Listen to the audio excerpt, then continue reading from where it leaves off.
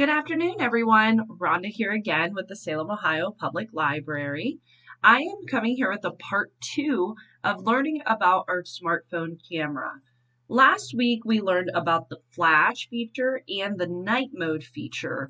And so today we're going to go into a couple more of those features that I wasn't able to get to last week. So just a recap, here is a quick overview of what your camera interface will look like.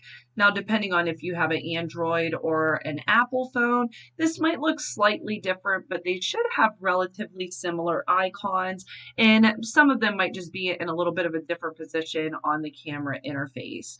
So up here, of course, was our flash, and then over here is our night mode. Night mode is also found down here at the bottom on some cameras. So it just kind of depends on what kind of phone you have. So for today, we're actually going to go ahead and discuss live photos and the focus area and also the ultra wide telephoto feature. So what are live photos? I get this question a lot when I am at work and doing my one-on-one tech support. And a lot of times people don't understand what these are. So when you take a picture, sometimes on newer phones that have live photos turned on, you can actually see it's almost like a sequence or a very quick snapshot of a live video. And some people don't know why this happens on their phone. They're unsure. They just assume it's a feature that they have to keep on. That's not quite the case, and I'll go into that a little bit more in a moment. So just to explain live videos, instead of freezing a moment in time with a still photo, a live photo captures a 3-second moving image. It captures 1.5 seconds prior to you hitting the shutter button and 1.5 seconds after you've hit the shutter button. It's important to note that this feature is available on most iPhones, but it is limited on some Androids. It depends on what kind of phone you're working with. And so you need to make sure that if you have this type of feature on your phone that you understand how to turn it on and turn it off, because there is a little bit of a downside to live photos, which I will explain in a moment.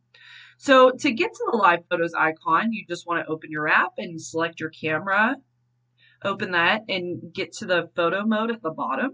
You make sure live photos is on and there is no line going through it. Ensure you compose your shot and hold it there for a couple of seconds before you press the shutter. Also be aware that live photos capture audio as well as video, so you'll hear any sound in your live photo when you play it back.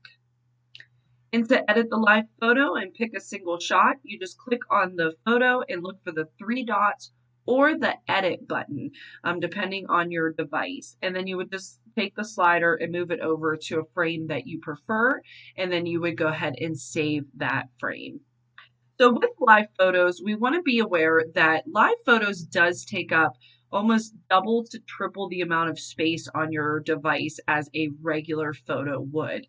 So while this is an excellent feature to have if you're trying to capture something that maybe is moving fast, such as wildlife or children, this type of feature isn't something that you want to keep on all of your photos because you'll end up running out of storage sooner rather than later.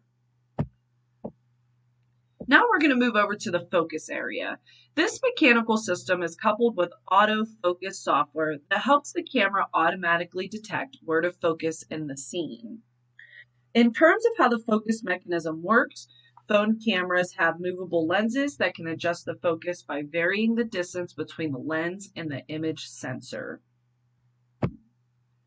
And this is a short little picture on how it works. Feel free to pause the video and check it out in a little more depth. And then we're also going to discuss the ultra wide telephoto feature. So when you open your camera app, you'll normally see, as long as you're on photo, you'll see these numbers here. Now, if you move to the one to the left, you're actually going to get a shorter frame, so it's not as wide, and then in the middle is like a good decent wide photo, and then if you move over to the second or the 2, you'll see that it's almost like double as wide. This is good for if you're taking family photos and you have a large group. You can make sure that you're getting everybody involved, and this is an excellent feature to know about. All right, everyone, I hope you have a great day.